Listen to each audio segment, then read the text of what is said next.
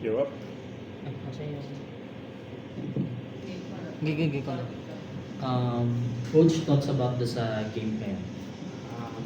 Sa game 1, siguro mas well prepared tsaka better na yung execution nila. Tsaka may ano din yung sa mga during clash, parang medyo may haring swerte rin.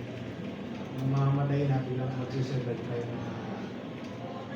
mga chine-chase namin during game 5. Carl, were you expecting na ganito ka-explosive yung Aurora coming sa second meet-up nyo ngayon, season? Hindi ko, mas nag-improve sila this round na laban namin. Mas parang kasi hindi na kayo. Okay, to Carlos. Carl, knowing na 2 games ka nawala, sa tingin mo ba yung 2 games na nawala ka parang naka-apekto sa performance mo? Para sa akin po, hindi naman po. Kasi feel ko okay naman yung nilalaro ko. Feel ko lang talaga yung hindi namin i-work out yung first start namin na parang nagahit natin na lagi yung parang. Pero try namin na yung sinasabi. Hindi. Kamusta yung adjustments ng teams ngayon sa bagong patch? Medyo na-apektuhan kasi yung mga hero namin tulad ng Roger. Pero marami naman dito mga pre-practice. Hindi lang nagsang-ayon sa during draft team phase kanina. Masarap din. Follow up lang sa sinabi ni Carl kanina. Paano mo nasabing humina kayo? Feeling ko kasi parang wala kaming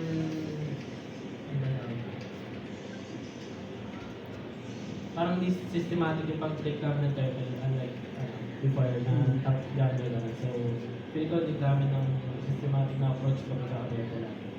May may nagbago ba? Bakit tayo umabot sa dito? Feeling ko yung nagbago kasi yung hero ko Kasi yung hero ko dati, di ba, kung friend din ka ako yung nag-set up lagi. So, ngayon, parang mid naman yung iba mag-set up.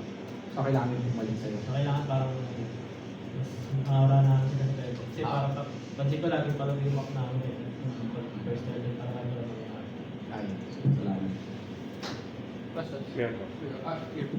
Okay.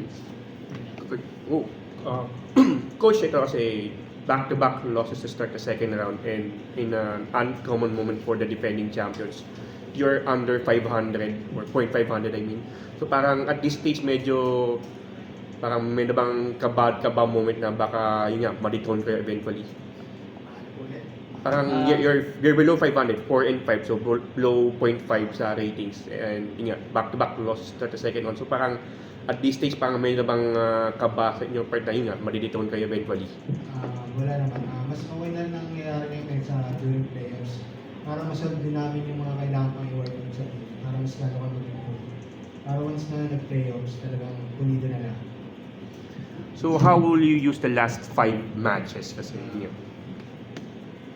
Siguro, hanapin lang namin yung tamang timpla pati yung improve talaga namin sa early team fight lalo sa third line na.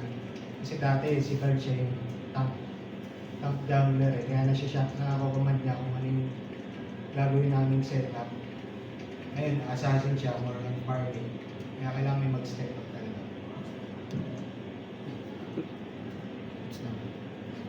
Follow-ups? Receives. Exclusive. Thank you. Sino kanina? Tanong mo na